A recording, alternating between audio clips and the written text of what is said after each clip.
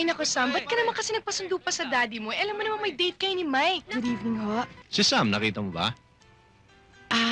Pinasasabi ho niya na mauna na raw ho kayo dahil nagkaroon sila ng emergency meeting. Ay, naku, yung batang yan. Gumawa na naman ng desisyon na hindi sinasabi sa akin. Well, okay. Sige na, Vange, please. Hay nako, Sam. Ba't ka naman kasi nagpasundo pa sa daddy mo? Alam mo naman may date kayo ni Mike. Nasa talir nga ang kotse ko.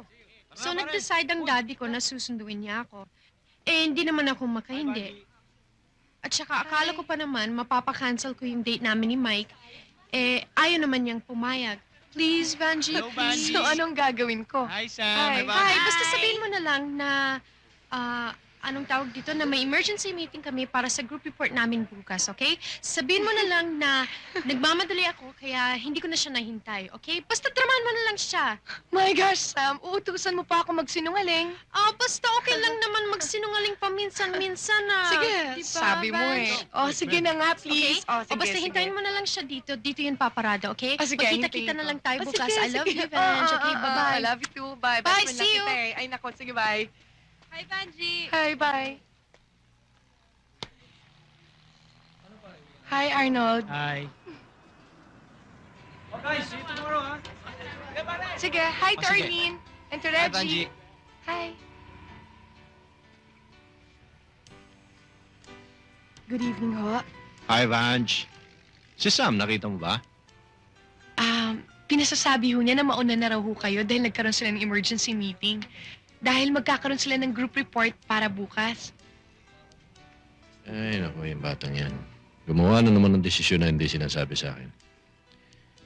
Well, okay. Eh, ikaw, uwi ka na rin ba? Oo. Hinintay ko lang ho yung pagdating ninyo. Pauwi na rin ho ako. Halika na, iyahatid na kita. Nakakahiya naman ho. Out of the way ho yung bahay namin. Mapapahiya naman ako niyan pagka tinanggihan mo ko. Halika na, mahirap sumakay ngayon eh. Punuan eh. Sakay na. Sige na nga ho.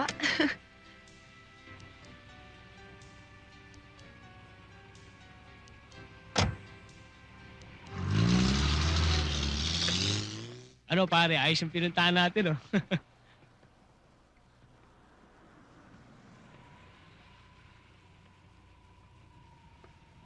Pare, syota mo. Alam niyo ho, ang bait-bait ho ninyo. Ang swerte-swerte ho ni Sam. Mukhang may pumaporma na yatang iba sa syota mo, ah. Naku, pare, pinipindeo ka na. Sige ho, aalis na ho ako.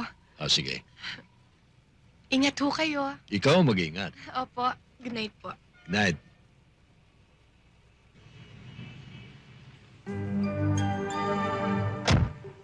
Thank you. Salamat ho uli. Bye. Take care. Bye.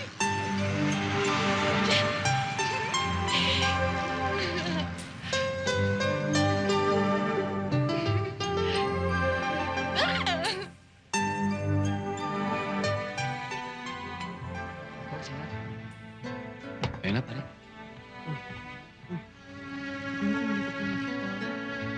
Nisnab ka, pare. Kala ko ba syota mo yan si Vanjie, pare? Eh, ba't nagpapaligo pa sa iba? Pakiramdam Oo niya yung nga. pare, shota niya yung pare. Pero hindi alam ni Vanjie.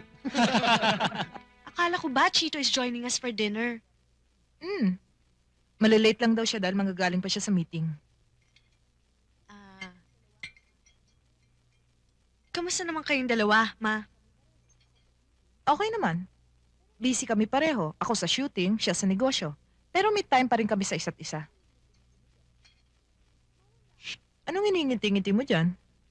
Mawala. Naisip ko lang na ang bata mo palang nagkaanak. So? So, kung ako naman kaya, ano magiging reaction mo kung maaga ako mag-asawa? Biro mo, you had me at 15? Siyempre, masasaktan ako. Malulungkot ako para sa'yo dahil mauulit ang pagkakamali ko. Pero tulad ng lagi kong sinasabi, life is what you make it.